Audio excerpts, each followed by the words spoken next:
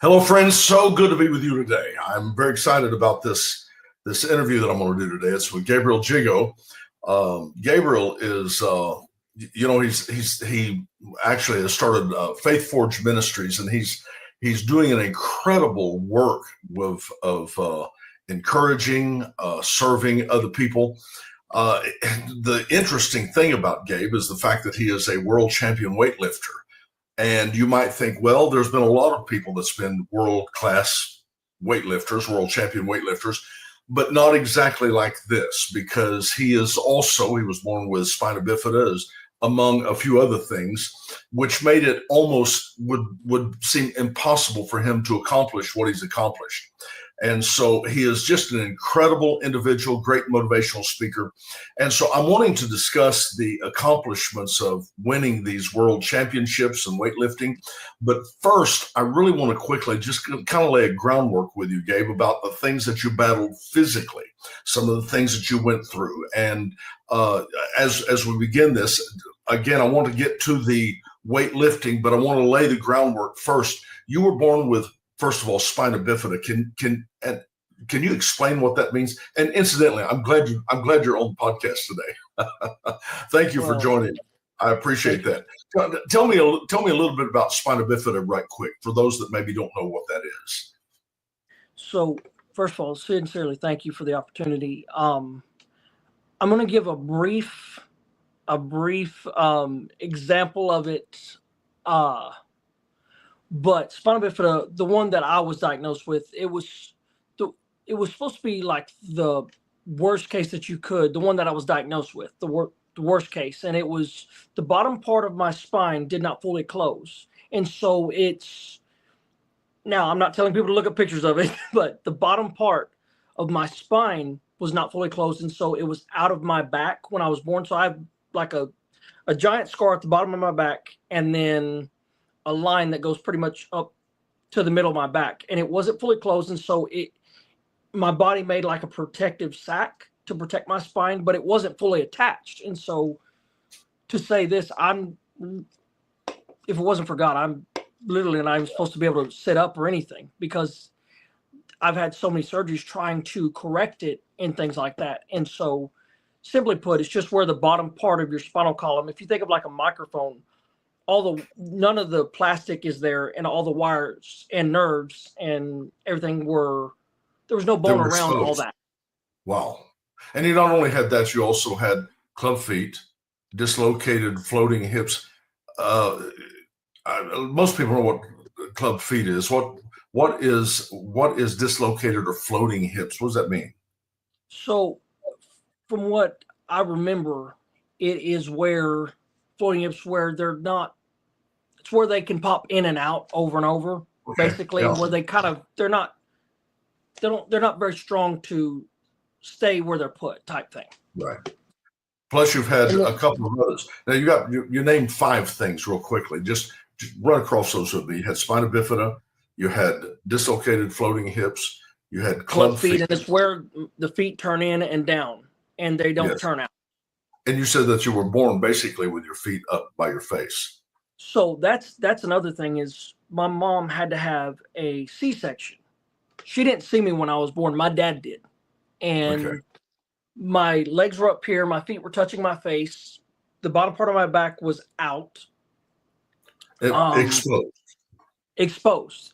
And so I had to basically, and I've got scars from my heels all the way up by my toes, a line where the doctor basically had to put my feet and everything back together and try to correct them and turn them right. And like, even when I'm wearing shoes now, I wear something called AFOs, and they're just braces that keep my feet straight in my shoes or in my boots. Okay. And then you also had 2 other things: hydrocephalus, Arnold Chiari malformation. Wow. Okay. So that's a bunch. I mean, so that's 5 major things that you're dealing with. And you also said that over your lifetime, you've also had 49 major surgeries. Yes, sir. On all of this. That's wow. Probably that's 16 probably around 16 brain surgeries, 16 back surgeries. That's What do you mean brain surgeries? well, because of the spina bifida and one of the diagnoses that I was given, my spine with spina bifida, the one that I was diagnosed with, your spine cannot, my spine was not able to drain or regulate the spinal fluid, the cerebral fluid that goes in your brain. Right. In my skull. And so I had to have a shunt put in, and it's a probe that goes into the center of your brain, and then it has a tube that goes down into your stomach, and then it releases the cerebral fluid off your brain, and then your body does whatever it does with it. So there was one of those where I believe it's hydrocephalus. I believe so, but it's where it's like swollen head. It's where my brain, which sometimes I feel like my head's still swollen for different reasons. Yeah, you got a big head. Yeah, but the shunt regulates, and God's really protected me because when I was little, it regulates the fluid that gets on your brain and your head. Yes, okay. Wow. Okay.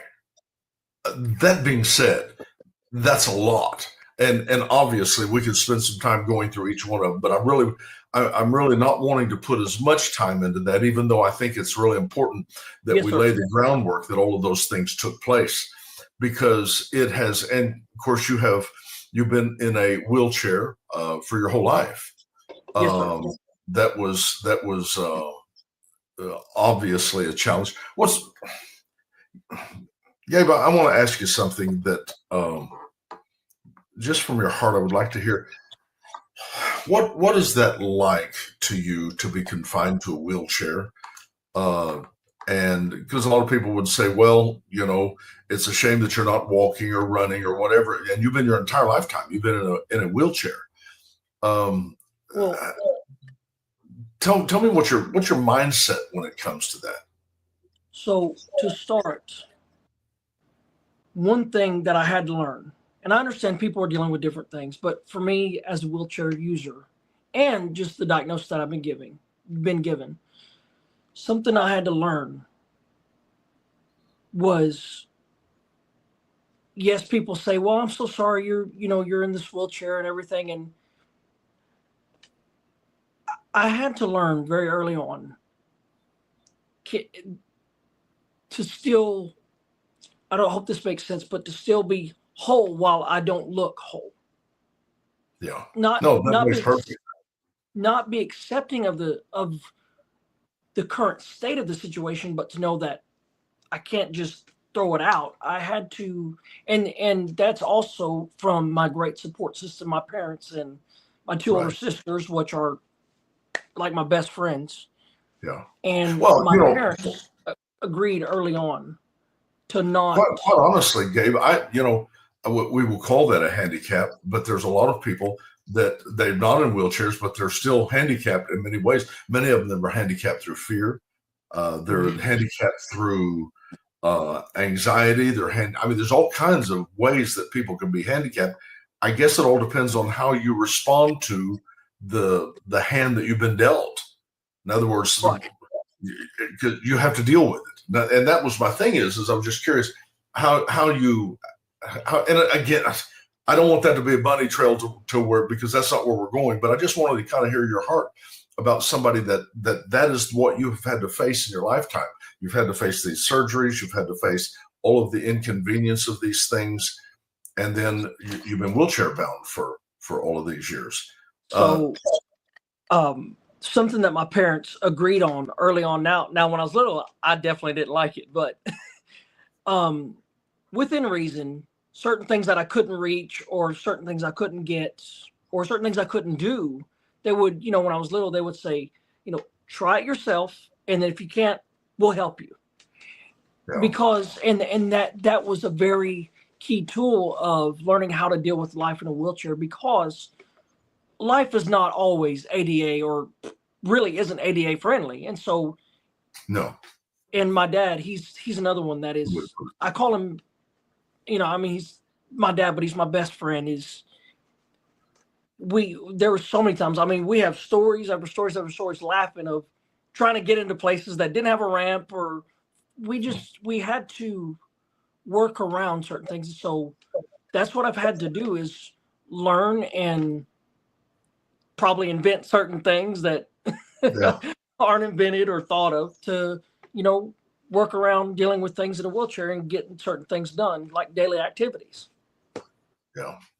It's so amazing. You wrote something down that snagged me that I just wanted to read before we went on. You said this. You said, what if the time between your prayers and the manifestation isn't a delay? That caught my attention. Then you said, what if that space, what feels like silence, waiting, or even denial, is actually divine preparation? And then you finalized it with this. You said, what if God, in his wisdom, is getting you ready to carry the weight of what he has asked? I'm sorry. What if God, in his wisdom, is getting you ready to carry the weight of what you asked him to place in your life? And I thought that was really incredible because it's a way of facing things that seem crazy or difficult or impossible or heavy or sad. Sometimes we face things that we don't understand. And many times I think we fail to realize that there's a bigger thing at work in our life. And you went on to say, and if I could just quote you here for just another second, you said, I had to learn very early on to take the pressure that was coming against me through life, the circumstances, the diagnosis, and use the pressure of my advantage to build good things with my life instead of allowing it to bring destruction into my life. And you said, how did I do this? You said, I did it through relying on my faith, my relationship with Christ, relying on my wonderful support system. And that's the people that was around me, which you just mentioned, doing the things to bring health to my body and doing the things to bring health to my mind by being careful what I take in, careful what I watch, and careful what I say with my mouth. I thought that was just absolutely fabulous that you've really, it seems like your entire life you've approached everything with that mindset. And I have known, I'll just say to those listening, I've known Gabe most of his life, I guess. And I don't know that I have ever seen him when he wasn't in a positive, even the difficulties, the fearful times, the uncertain times, that he wasn't very positive with how he approached things. But okay, now we come to the place that you're looking for some amazing things to take place. I think you've had it around 2010. You had come through a couple of surgeries, and you had said, "Well, I think I want to start weightlifting." And of course, at that time, you had no idea of being a world champion weightlifter, but you just wanted to start lifting. Now, let me say this before you get into this, because I'm trying to lay the groundwork for this. You don't have the, how can I say, you don't have the access to your feet that most people have. In other words, they can ground themselves on the floor or on the bench with their feet to stabilize themselves, but you don't have that. Therefore, when you bench press, you're lifting purely out of your own balance. You're not balancing. In other words, it's the balance of your core and not the balance of your feet. Is that correct? Yes, sir. So when I started, and this is what's kind of cool, is my neurosurgeon, who's now passed on, he was an amazing doctor, known me since I was little. We went to him and said, hey, is this something we could do? And at first, he was sitting there for a second, and he said, you know what? He said, I'm not even going to get into the risks, and I'm not going to tell Gabe what he can't do. Because he said everything I've told him he can't do or shouldn't do, he's already done. So, be safe, careful, go slow, but do it. And so as I started, what we first started was I used a strap. I had to have a strong core for sure, But to keep me on the bench, because I would flip off if I didn't when I first started, was my dad would strap me down and then I would just take the weight down and lift. Well, as I started powerlifting, if I can go ahead and say this, as I started powerlifting and getting into higher ranked competition against non-disabled lifters and being the only wheelchair athlete to compete against non-disabled lifters at that time, they told me, they said, all right, we got to do something. Either you need to go to the Paralympics or lift like a non-disabled lifter. And what I mean when I say that is they were basically telling me I had to take away the belt that was basically, they were trying to say that was creating an advantage. Right. Imagine that. So they told me either do Paralympic or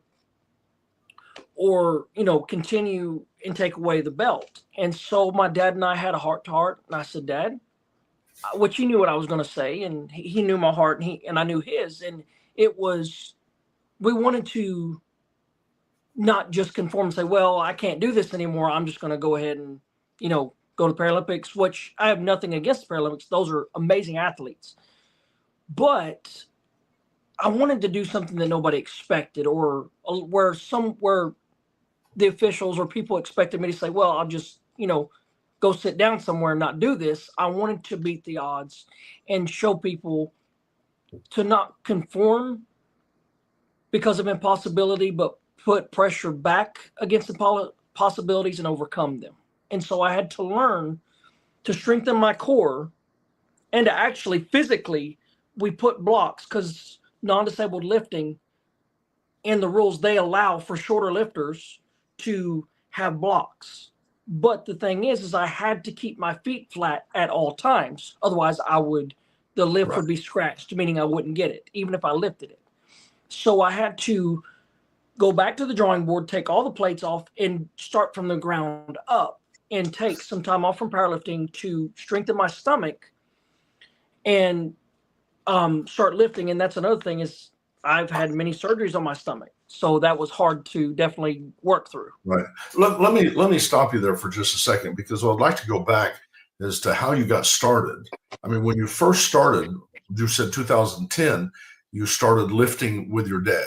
And yes, of course, I remember that. I remember watching, and I remember him strapping you, literally strapping your chest, your waist to the bench underneath, so you could stay on the bench.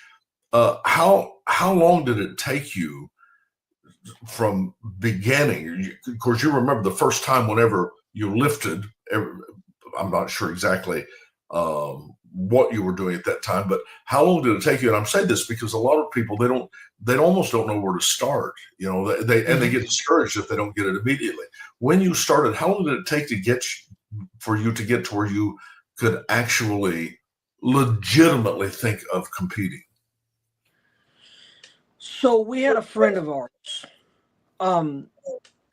He was a cop, and he still is. But he was doing powerlifting. And this is what's cool, is my parents were junior high youth pastors at the time, and they took the kids to this big Christian concert and speaking event. And they had a pull-up competition they had a pull-up competition, by the concessions and all that stuff. And I just grinned at my dad, and I was like, he goes, you want to put you up there? I was like, let's go. And so I did it. And the man that I'm referring to that's a cop, his name's Tracy Jones. And he was competing in powerlifting through like a cop competition, where cops do it, right, and things like that. I don't know what it's called. But anyway, he said, y'all need to look in this. Gabe could do this.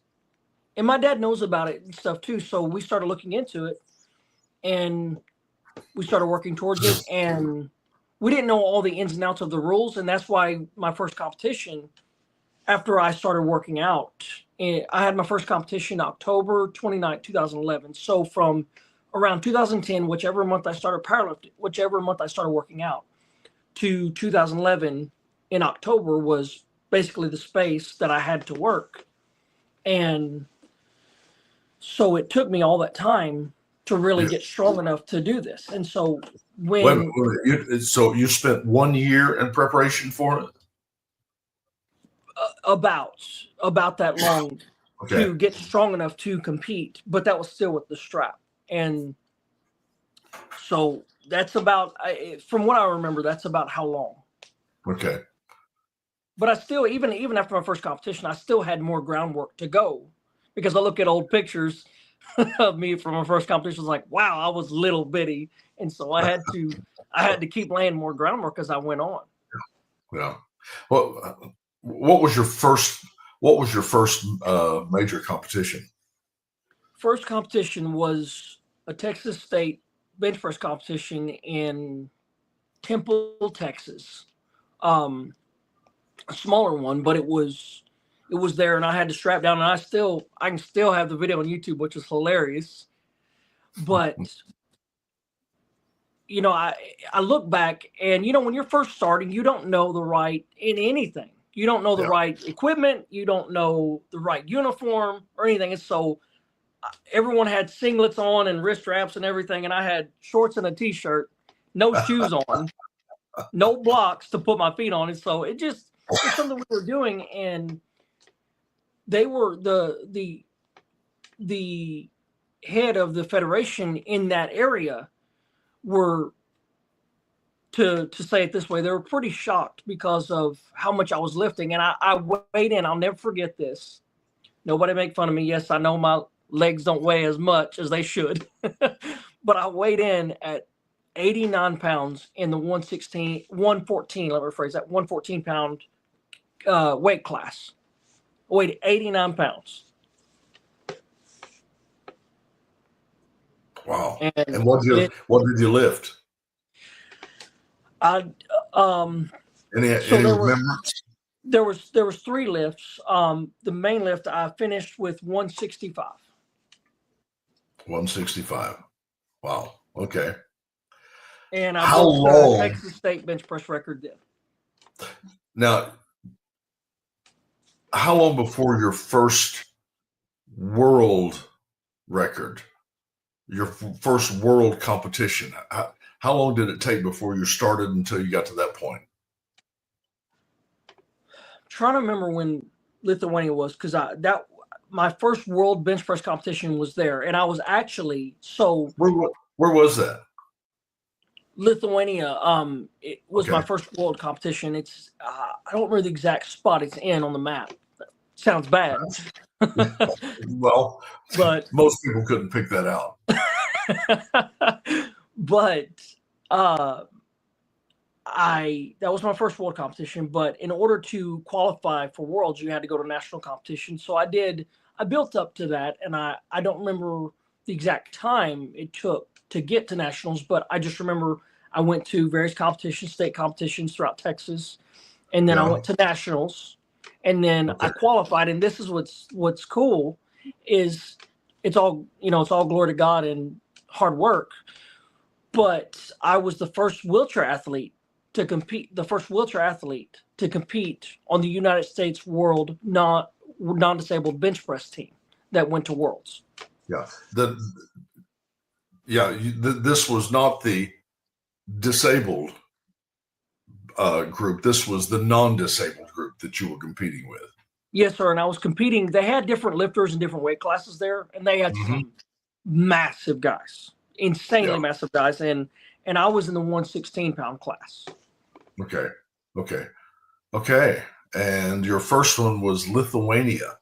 Yes, sir.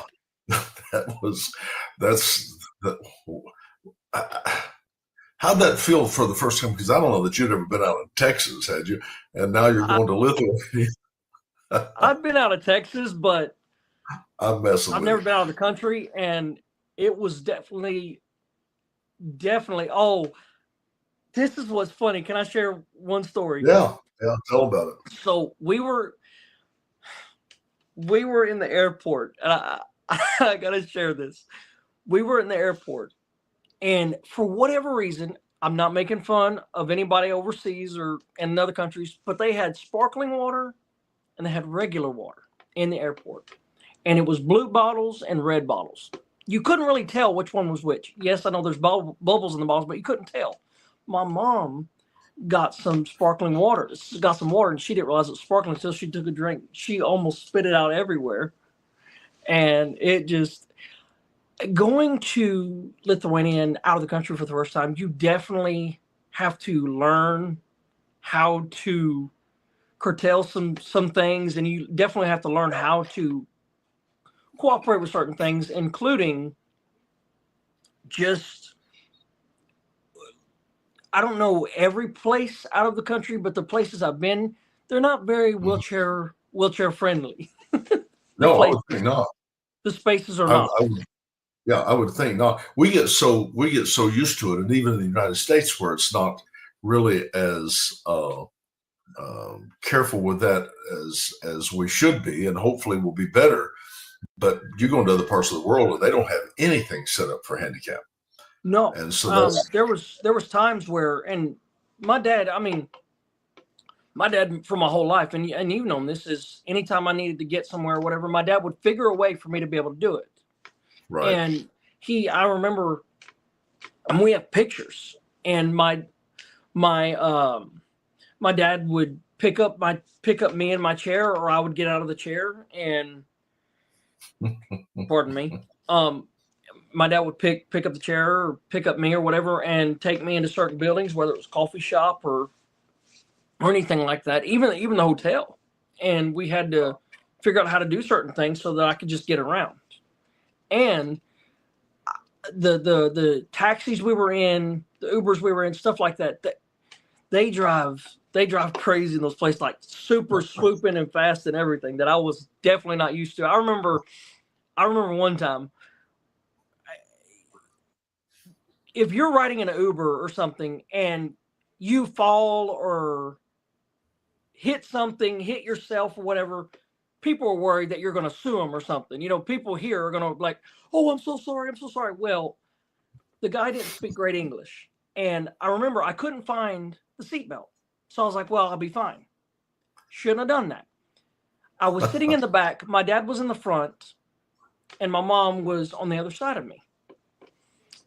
Or no, I'm sorry. She wasn't in the car at that time. So it was just me and my dad riding to go somewhere. I think it might have been to go to the lifting venue. Anyway, I was in the back. I didn't have the seatbelt on, and he swerved, and I rolled that way to the other side and hit my head on the door.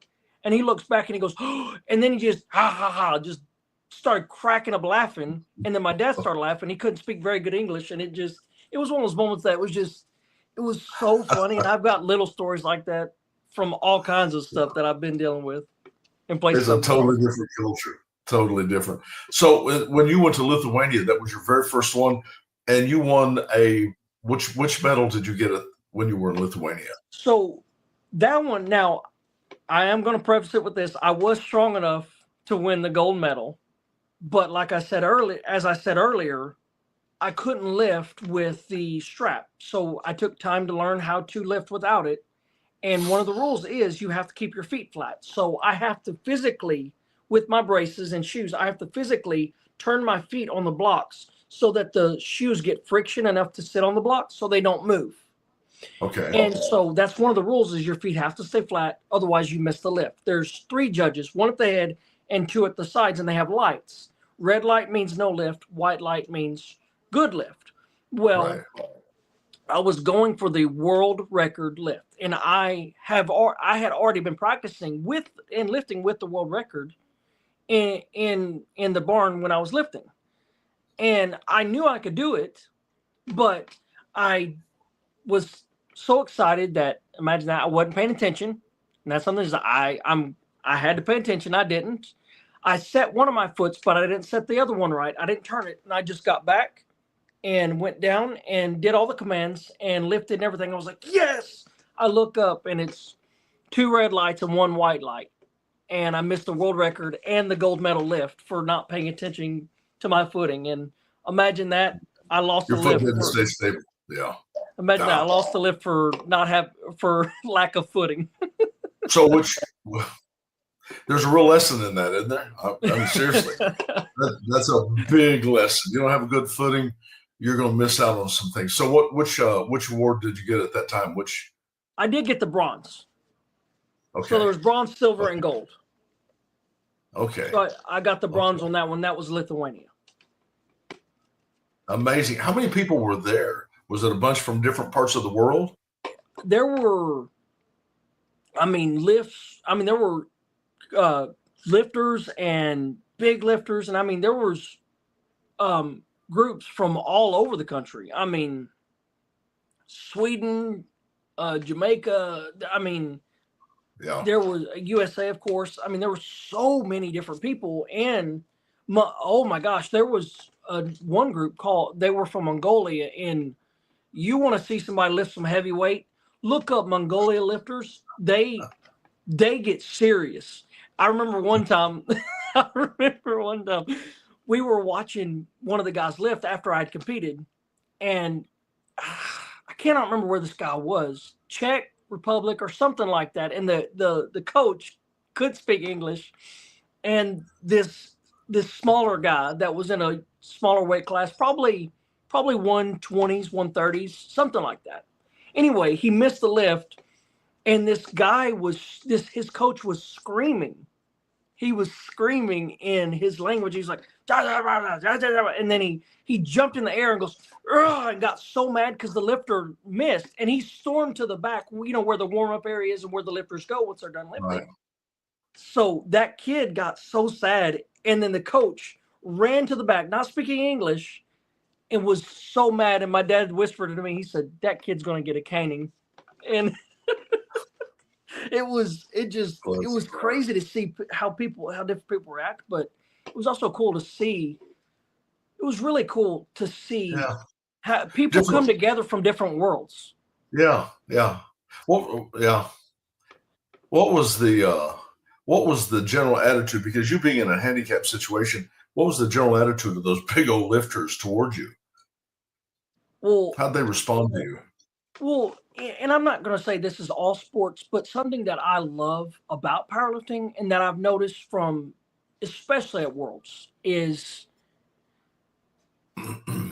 when you're powerlifting, yes, you're competing against different people, but you're also really competing against yourself, trying to better each lift that you do. And that's kind of honestly the attitude in powerlifting. And so we're all kind of cheering for everybody. Like even different people from different teams are like, press, press, press, press, press, like cheering everybody on.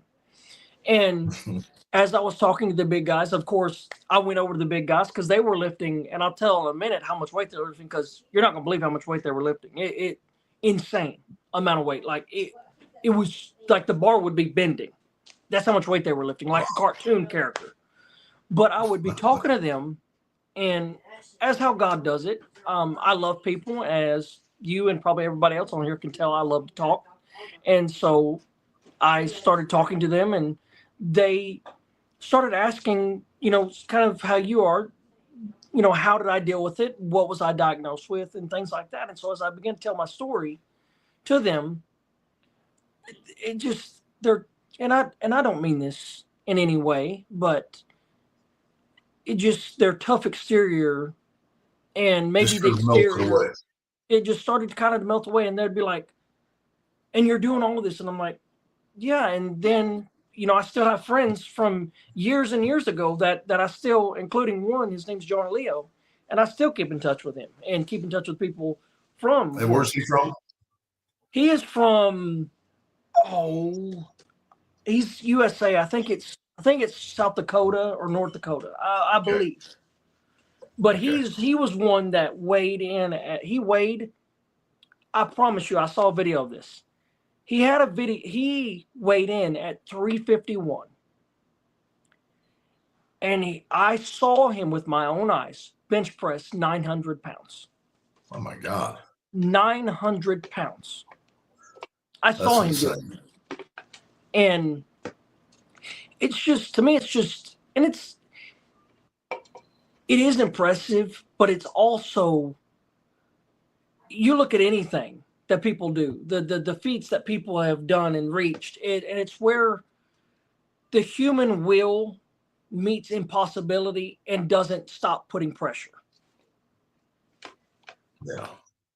And that's really what That's life really good. is pressure on pressure. We put pressure, or life puts pressure on us, and we have to choose, are we going to give up, or are we going to keep going? Because, something that my dad has told me early on was, our life is, no matter what, I'm not giving up. Whether I pass out, or or I get beaten by this thing, I'm not tapping. I'm gonna keep pressing, because on the other side of this is strength and victory over impossibilities. That's very good, Gabe. That's very good. Well, you did that, obviously. That's incredible. Lithuania. That was, and you got a bronze at that one. Yes, sir. Your next one, you went to where? Sweden. Sweden. Okay. And now, how was that the same year? A year later? How much time lapse? I believe that was a year later. Okay. And what'd you get there? I got a gold on that one. Okay. I didn't go for the world record on that one, but I did get gold. And then next one was Denmark, and I got a gold there. Gold medal. So you've had gold medals two different gold medals from two different lifts in different parts of the world. And Lithuania, which was your first one, you got a bronze. That's incredible. Sir. And then go ahead. Go ahead. There was one more Worlds that I went to, and it was raw lifting. It was raw lifting, and it was in Texas. Okay, tell me what raw lifting means. So in the other competitions that I was in, Lithuania, Sweden, and Denmark, it's a shirt called a bench shirt, and it's made out of almost like a very heavy Kevlar or like bulletproof material, and it locks your arms like this, and it forces your body into something like this. And the shirt absolutely does leave marks, if you're questioning that, because it does for sure. But it's definitely worth it when you lift it, because you lift a lot of weight, and it adds weight to your bench press, because you cannot, no matter what, you can't stretch the shirt down by yourself at all. I've tried. It hurts.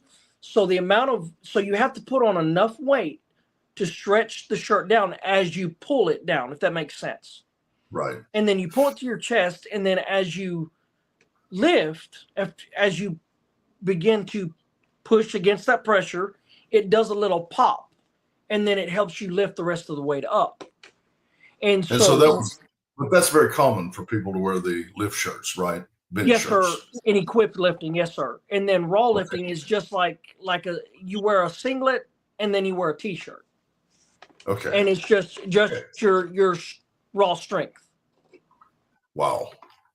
Okay. And that particular one, that was where was that? That was in Texas, you say? Yes, sir, in Killeen. Okay. Wow. Okay. And how did you do on that one? That one I won as well. That one I did get a gold. Wow. And if I remember, I believe I did get. I do believe I broke, I think, the national record. I believe one of them.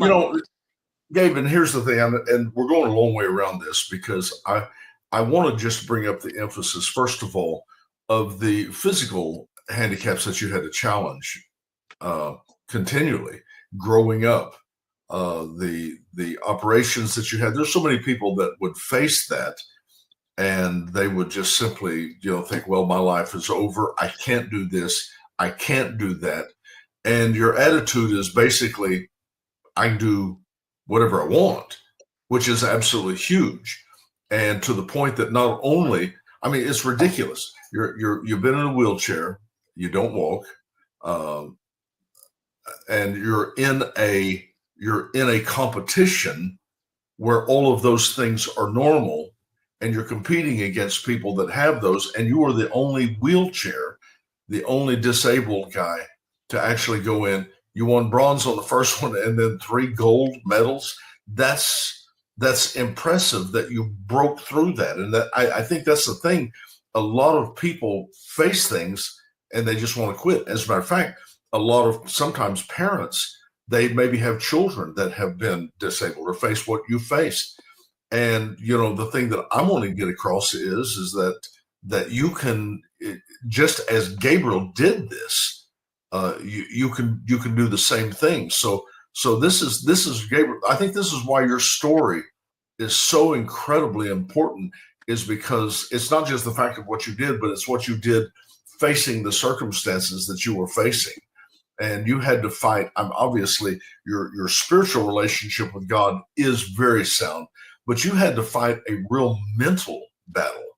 Let me ask you a question here. What's one of the greatest challenges that you faced in all of this? I mean, I know that there was obviously a lot of challenges, but is there any particular one or a couple that you felt like this was the one that was the biggest challenge that I faced in attacking this dream, this passion? So I'm going to tell a couple very quickly, but one of the first, as far as doctors and surgery go, I've had numerous surgeries, and so before you're 18, parents, doctors and surgeons, they tell the parents before you're 18, they tell the parents all the what ifs. Your kid might not come back the same. Your kid might deal with this. Before you're 18, Right. that gets all filtered through your parents. But when you're 18, the doctor goes to you directly and tells you all the what ifs and everything. And I know scripture, and even at that time, I knew scripture, and I was raised in church and raised with my relationship with Christ, and I'm very blessed with that. But to hear that for the first time of I might not come back the same and all that stuff, I didn't know any of that. And I remember my dad walked in to my hospital room, and I busted and Yeah. I mean crying and unloaded on him, and he just like a sound man of integrity. He just smiled and he said, "Okay." He said, "Can I tell you something? We've heard that numerous times, and you've come back the same every time." Yeah. But that was a very strong moment of now. That's a mental battle right there. Absolutely. And as you grow older, with your relationship with Christ, yes, you're raised with a relationship with Christ and you're raised in church, but there's a certain point where your relationship with Christ and your battles in life no longer become solely dependent on your parents, but more your own, if that makes sense. Right. And so it was almost like, yes, my parents were there for me, but that was a very deciding moment that I had to put the gloves on myself and say, okay, I've faced this numerous times. Lord, I trust your word, and let's get after it. Like my dad has always told me since I was little, you can't leave the situation. So put pressure on pressure, like a bench press, put pressure and fight back. And because something that, and if I can say this, along with what goes along with the mental battles, was I had to work through a lot of that, and it wasn't easy. It wasn't like, well, the next moment I was like, woohoo, all right, I'm good. No, I had to fight a lot with my mind and my words and what I took in and what I allowed to come out of my mouth. And I had to decide, because like I said, like I've said numerous times, I couldn't leave the situation. I can't leave the chair. I can't leave the diagnosis. So I can either allow basically the hand I've been dealt. I don't mean to say it that way, but No, the things in my that's life, I can either allow them to be an ingredient for success or pressure, or an ingredient that destroys me. But it's all about how I choose to respond to it. Right. Wow. Okay. And okay. So what was that mental battle? If you could take for just a moment and just talk about that, because again, we're dealing with people who sometimes the handicap doesn't become physical. Sometimes it leaves there and it becomes mentally handicapped, which is equally as paralyzing. I mean, it's at a point where mentally you can be so fearful or so broken down that you don't ever move, you don't ever act, you don't ever pull the trigger, so to speak, on any dreams that you might have. So what would you say to the people that are maybe facing that mental battle? Maybe somebody who's facing a physical handicap and they really have the feeling, I just don't know that I could do anything. Maybe they've been told that. Maybe it's like what you just said. The doctors said every time they do something, you probably won't come back from this. I mean, seriously, that's a big deal. That is a giant of a thing to conquer and just, brush to the side and say, I'm going to live. I'm going to do this and that. I'm not going to be afraid to hide in a corner. So what would you tell somebody who's facing some handicap, like maybe you have been facing? So I'm not going to tell somebody, oh, I understand what you're facing. I understand what you're going through, because we all, even if someone is facing the same diagnosis as me, their battle and their fight looks a lot different than mine. And I may not understand what they're feeling, but I understand what the pressure of itself feels like. And so to put it shortly as I can and best as I can, that I would want someone to know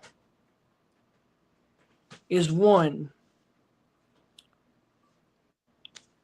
like I said, I can't leave the situation, so I have to make sure that I'm taking in more of good things like scripture or my relationship with Christ, or even what I watch, or even what music I listen to when I'm going through something. I have to make sure the good that I'm taking in overrides the amount of the situation that I'm taking in, if that makes sense. Of course it does. Like and so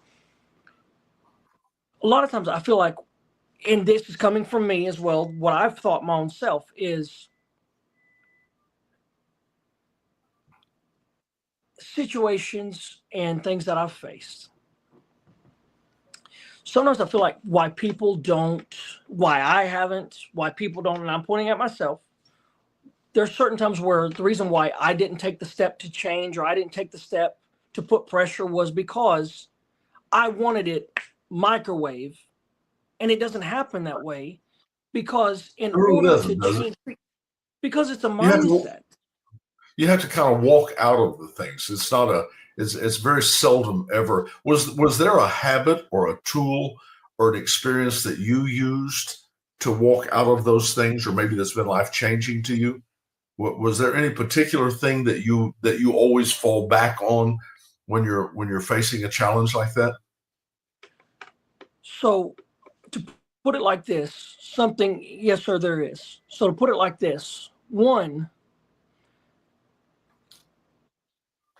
I fed on the times that I came through stuff to strengthen my faith of saying, hey, I faced that, so I can face this thing. Instead of, oh, look at all the bad stuff I faced, so this one's going to be bad. Right. I mean, you have two of the same battles, but they're opposites, but they're the same kind of blueprint. You take in good to feed good, and then you take in bad to feed more bad, and whichever one you feed on comes out of you. Like the Bible says, out of the abundance of the heart, the mouth speaks. And if I continually take in everything that the doctors are saying, even though it's truly what's going on, I have to combat that and make sure I'm not taking more in the situation than I am taking in what's going to help me. And that's scripture. Right. And so it's three things. It's scripture, I make sure I take in. 2, I focus on the times that I've came through stuff, victories, to strengthen and encourage myself. And 3rd, it's my faith in Christ and watching what comes out of my mouth. Yeah. If that makes sense. No, that makes a lot of sense. What's the thing you're still working on in that area? What are you trying to get better at right now? Do you have any projects now? Of course, you've got Faith Forge Ministries. Matter of fact, let me just start right there. Tell me what Faith Forge Ministries is. What are you hoping to accomplish with that? Well, right now I'm focusing on a couple of things. One, I'm doing one-on-one ministry with people, whether it's at HEB, Walmart, or wherever I'm at. I mean, I don't just run up to people, I try to do it, Well, yeah. curtailed and Well, not, you have but always cultivated relationships wherever you were. That's the one thing that I've seen about you is that it didn't matter whether you were shopping someplace. It didn't matter whether you were on a trip someplace. You've always, I think, your greater strength, even though you do public speaking, I think your skill set in this one-on-one relationship is probably your greatest strength. Just simply, I don't know. You seem to you seem to have a grace. I mean, you'll just pull up there with your wheelchair, and suddenly it's not but just about a minute until you've reached right inside that person's heart and really impacted them in such a very special way. And so I know that your dreams for Faith Forge Ministries is going to be multifaceted. I know it's going to be reaching out to people on a personal level as far as on a corporate level to people. You do podcasts. Yes, sir. Your podcast. Tell me about your podcast right quick. So, I post a devotional Monday through Friday, on Facebook, and then I do right now. I'm working on doing it more frequent, which I know I need to, and that's something I need to work on myself and get better at. Being more punctual with it. But I'm doing Friday prayers and just short, a couple of minute of course, for people. Right. And then also one thing that we do is two things. One, we take what we've faced like this. We take like what we're doing. We take what we've faced and show people how to walk through it. And then through short videos on TikTok, we make short videos on TikTok, whether it's sometimes it's a prayer, sometimes it's do these three things and this will help you. But it's mainly with the online things and TikTok, right? Or YouTube. It's mainly taking the word, breaking it down in biblical, applicable principle, and saying, "Hey, this is what the word says. Let me show you how to apply it, and then let me show you how I applied it to my life, and this can help you." And so yes, it's one-on-one ministry, but it's also taking the word and breaking it down to applicable biblical principle that works. I think that's really where discipleship is found, though, is in that one-on-one thing. There's a lot of times there's a tendency in people to try to just preach out at them, but they're really to be able to sit down and look them in the eye and really talk to them about where they are and what God's purpose is for them and what his plan is for them. I think that is such an absolute powerful thing. And again, I think that's probably one of your greatest graces and anointings that you have is the ability to sit down with people and really get to their heart. I mean, in a hurry. And so but one thing that I was just very interested and I really wanted to bring out in this, Gabe, is because what you have accomplished is remarkable. The world championship weightlifting is a big deal. And people that maybe don't understand that, they've not been around it. But that's a big deal. There are a lot of people out there lifting weights and they're doing great jobs. But for you to come home with 3 golds and 1 bronze, and that's not just in a central area, that is worldwide. It's Sweden. What did you say? Sweden, Denmark, Lithuania, and plus the ones you did here in the United States. That's incredible. And I wanted people to realize that no matter what you're facing, no matter what you're going through, no matter what your children are going through. They can do whatever. Gabe, would you say that if they can see it, or if it's something that's in their heart, that they can accomplish it? How would you speak to that? Absolutely. I mean, to put it simply, anybody watching, I just want you to think about this. I was actually talking to my dad the other day. Is everything you see? I mean, the iPhone. Think of your iPhone or your phone.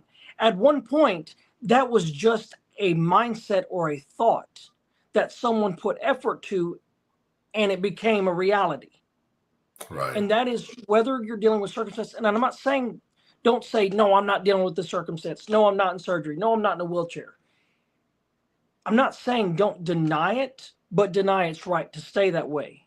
Right. And in life, whether it's success or defeat, I'm just going to say it this way, and Pat and sir, you can correct me if I'm wrong, but success or defeat is determined by taking a certain mindset or a thought and making it become a reality.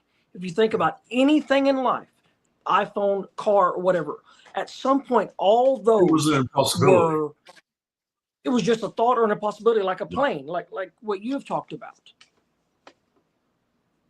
Wow. Okay.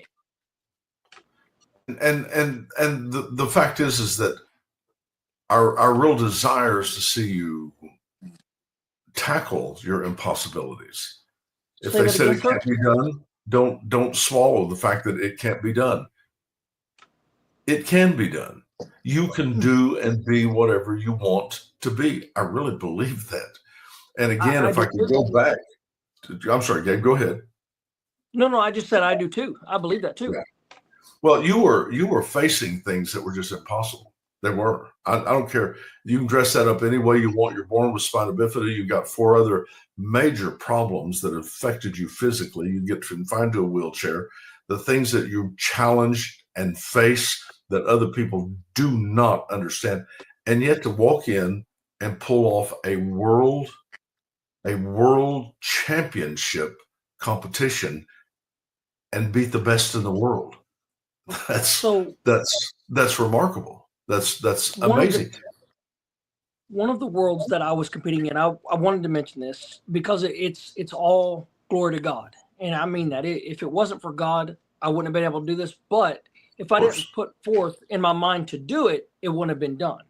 And that is this. One summer, I spent, if I remember right, I spent 89 days in the hospital, something like that. It was a lot. And it was I kept dealing with shunt problems. The shunt is the probe that goes in the center of my brain and then drains fluid. And so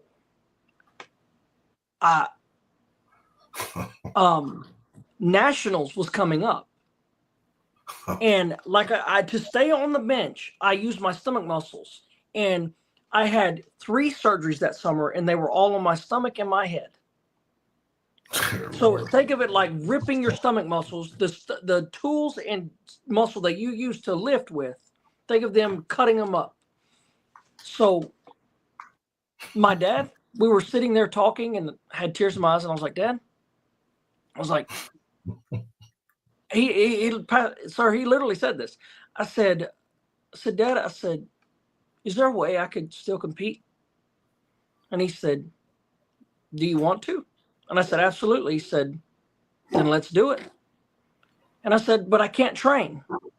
I said, but I can't train. He said, you can train in your mind right now. He said, imagine yourself being there.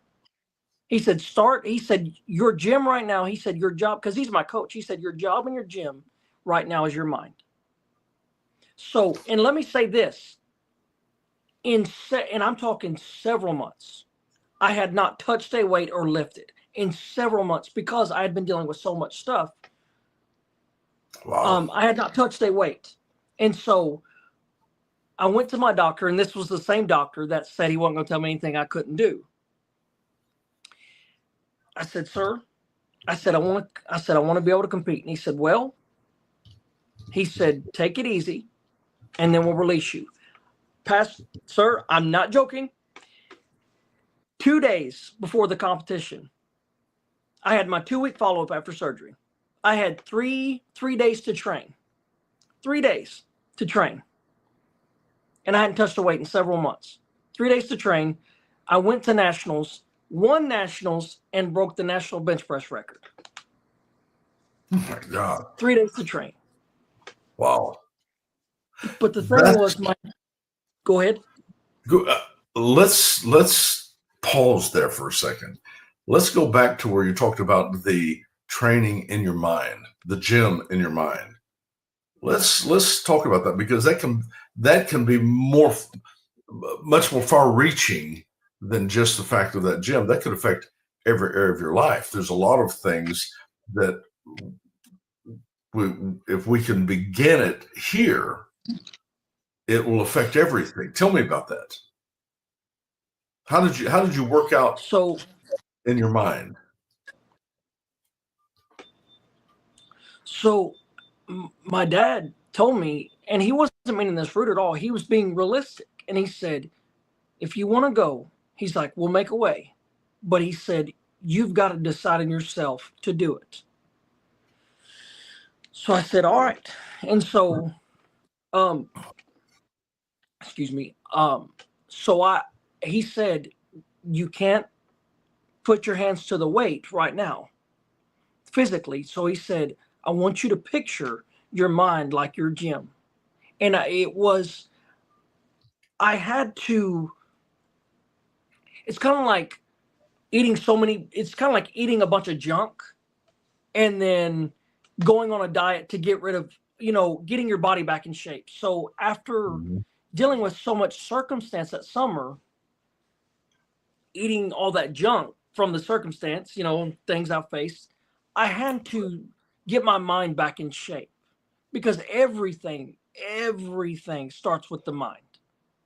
I mean, it really, truly does. And I firmly believe that everything starts with the mind. And so that's where I needed to start. Was I had to, while still dealing with the situation and stuff, I had to strengthen my mind enough to not only beat what I was taking in the entire summer, but also withstand the dream of competing and knowing it was possible regardless of me touching a weight or not.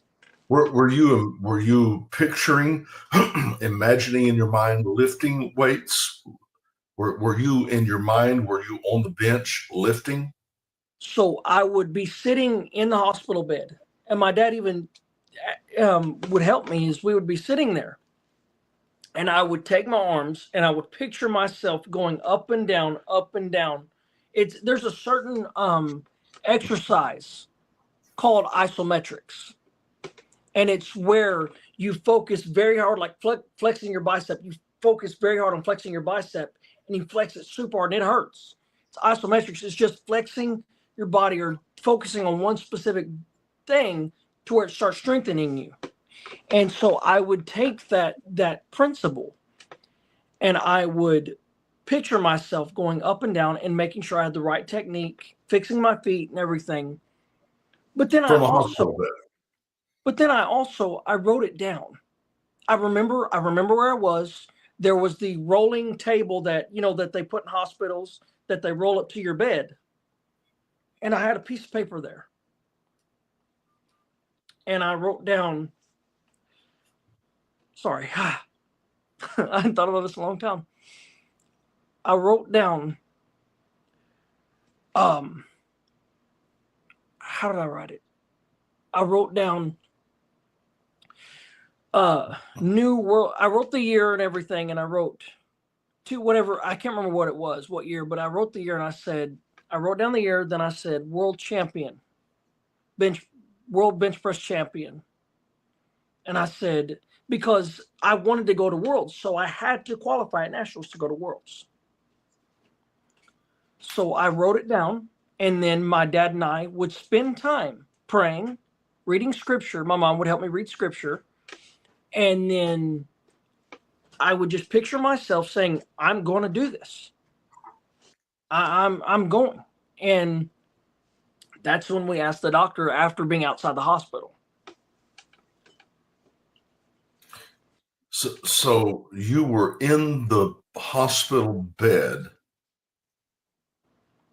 imagining or imaging in your mind lifting weights. Yes, sir. And I remember where it was. I would put myself in the right technique, and my dad would be my coach talking to me while my eyes were closed. And he said, I want you to picture the plates clanking together. I want you to picture the Wow. bar being moved. I want you to picture the spotter, because I was spending all that time. I was spending all that time listening to doctors and listening to, the what ifs, and looking at the incisions and everything on my body. And if someone doesn't know, if I can say this, if you don't know where to start with your dream, or not even just your dream, but getting past where you're at, picture yourself as you already are that first. Because, go ahead. So it's almost like if you've got a dream, something you want to do, picture yourself in that place already. Is that Already, what you're so saying? that because, yes, sir, because the mind and will is so strong, and this has been proven, like with I think it's the 7 minute mile. Mm-hmm. Is that correct? Mm-hmm. Yes. It was Called the name of considered. Baptist. They said it was impossible for that to It happen. was They said impossible. physically it was impossible for the human body to do that. And what was interesting is once he broke that, and he broke that mile by literally a just a second. I mean, it was just barely. But you know that once he broke it, all of the world-class milers started breaking it. All of them did. And And it was see, almost like a barrier in their mind. and here's the thing, if I can say this, is you never know what your one step could be for someone else. Him breaking Good that point. record opened the door of possibility for people to see it so that they could do it. When you break through barriers and limitations and impossibilities, you don't know who's behind you that's saying, whoa, because they did it, I can do it. Such a great point. You never Such know what one yes in your mind could do for the people around you, and also for the rest of your life. See, And Gabe, again, you the thing is you have, with what you have done in your condition, and we spent a lot of time talking about the physical and medical complications that you were dealing with, but yet to turn out this kind of results, uh, there are people behind you that's going to say, if he can do that, I can do it. Just exactly like with Roger Bannister with the 7 minute mile or whatever. Well, 3 minute mile, not 7 minute. Lord, I think I could do it. I apologize. I forgot the time. But Yeah. once he did it, everybody, several people Yeah. started doing it. Such a great point. Great point. That is amazing. Well, you know what? You've laid a groundwork. You've really done some things. And I think your Faith Forge Ministries is something that can really pave the way, if you can say, to other people to follow. Success leaves a trail. Of course, so does failure, but success leaves a trail. And what you're doing is you're saying to people, this is possible. You can do this. There's nothing that can hinder you from being successful if that's really in your heart. So that is amazing, Gabe. I just think it's a fabulous story. I truly do. I'm so moved, and as I think everybody should. What's the next step for you? What do you feel like you want to accomplish now? I mean, obviously that you can't really have any limitations on you. I mean, after that story right there of you laying in a hospital bed and for being in that condition for ever how many months, and then for 3 days before a major competition that you go and win. Basically, you win the competition. And That's I'll never forget. I'll never forget this. When I got the award, the president of the organization that I was powerlifting in He said, guys, he said, stop everything. He said, I want y'all to hear something. He goes, this young man, and everything I do and everything in my life, I'm going to say this, I want to bring glory to God, and I want to help people everywhere, wherever they're at. And Right. so this was the icing on the cake. If I won, I won. And my dad said this to me in the back. I'm just going to cover this real quick. My dad said in the back, he said, Gabe, he said, regardless of what happens today, he said, I want you to know I'm proud of you. And he said, you're here. He said, that's all that matters. Whether you win or not, you're here. He said, so don't worry about winning. And that took a lot of load off my mind. So anyway, so when I got my award, the president of the organization, his name's Johnny Graham. He looked at me and he said, stop everything. He said, what y'all don't know about this young man was he was in the hospital bed for months, off and on during the summer, had 3 days to train, and he still won. And he said, guys, he said, Gabe, everyone here in this place, and also this was an area in Texas where a military base was at. So a lot of American soldiers were there watching me. And so I got to spend time with them and talk to them and everything. And they commended me and told me how awesome it was. But he said, Gabe, today, everyone in this place saw the power of God and saw what it's possible when you put your mind to it. But he said, everyone in this place saw the power of God. And that meant the world to me, because I want everyone to know that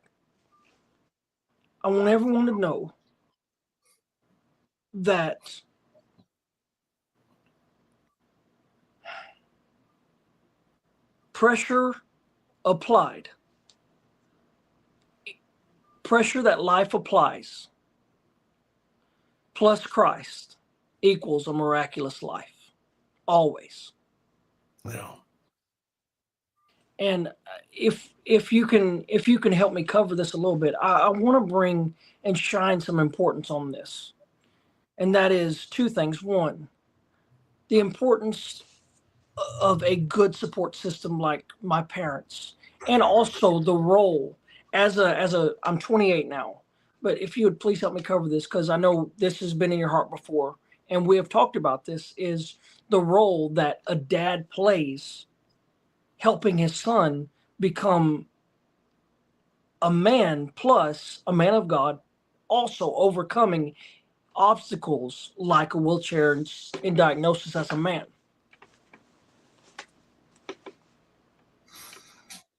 I think support system is probably one of the most important things that we face, because we get hit by so much traffic. We get hit by not just things that are out there, but we get hit by the things people are going through, and they drag that right into your yard, and it's contagious. It truly is. And you got to have the right support system around you. And I think that's something, probably, if I could just say this, that before we change the order of this, I think it's important that you establish, that's almost like an infrastructure.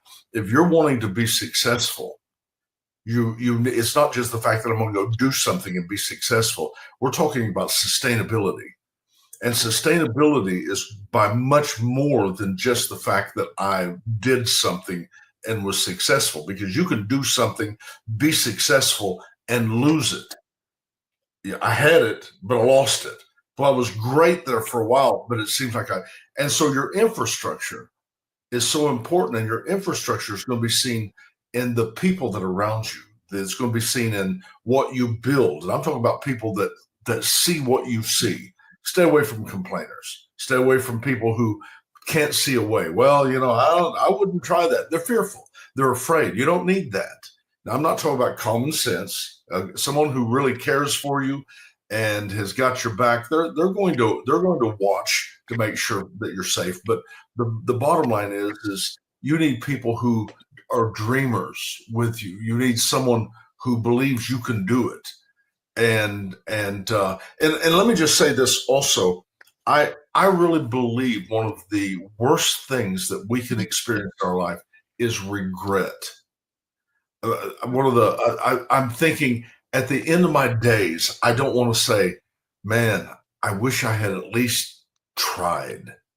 I wish I had at least, God, I wish I tried, because a lot of people, they don't even try. And what's the basketball saying? You miss 100% of the shots that you don't take. And you need to have a infrastructure around you that can establish the strength when you're down, not just when you're up, but when you're down, when you're uncertain, when you need to be supported. We need that. We were designed for that. You were never designed to be an island. You were never designed to be just by yourself. You were designed to be connected to other people. And so, Gabe, I totally agree with you. I think having the right support system was the difference in your life, that literally you did what was impossible. It wasn't, well, it was impossible in the minds of most people. They would say you could not, there's no way possible you could do that. It's one thing to be healthy, but just as you're telling that story concerning being in the hospital that whole time, and with your imagery of lifting and of imagining and of seeing it on the inside, and then having 3 days to train, that's impressive. That's fun. And I would just encourage everyone listening to take it from Gabe, to know you can do whatever you want to do. And Gabe, they can get hold of you. Is there a way, maybe when your podcast comes out, how can people touch base with you that says, I need more information concerning what Gabriel Gigout is doing? The best way is Facebook, my name, and then also Faith Forge Ministries through Facebook is probably the best way right now. Okay, that'd be great. So I just, maybe your kids. I'm sorry, go ahead, Gabe. And then maybe at the also my dad, we can give that name in a little while too. Okay. Because he's my leader in ministry, and so I'll go through him as well. Yeah. Well, I just think it would be a great opportunity for people to get hold of you. I think it could be a life-changing thing. Gabe, you got to write a book. I don't know if you've got one moving, but you got to write a book and do something that can really familiarize people with your story. You got a great story. But I appreciate you taking time to be with me today. I'm sorry? Sir, thank you. No, I was just saying we are in the process of working on one. Good. For sure. Good. Yeah. Quit sitting around, man. You get up and hustle. Well, hey, I sit all the time. What did you say earlier? What did you say earlier? The one diagnosis that they said they still hadn't fixed? I have no idea. I'm afraid to even. You said I had a swollen head. Oh, that. Well, yeah. I don't know if that can be fixed. I'm proud of you, Gabe. I'm proud of you. I really am. And man, I just encourage you to pursue your dreams. But I so much appreciate you being with me. And I want to just say to all of our friends that are listening, you can share this with somebody, leave a message, and if you're needing to get hold of Gabe, I can also help you get that done. So, all right. Well, Gabe, I love you. And all of you listening, I love you guys. I'm so glad that you're with us, and I'm looking forward to being with you next time. So until we see you, God bless you.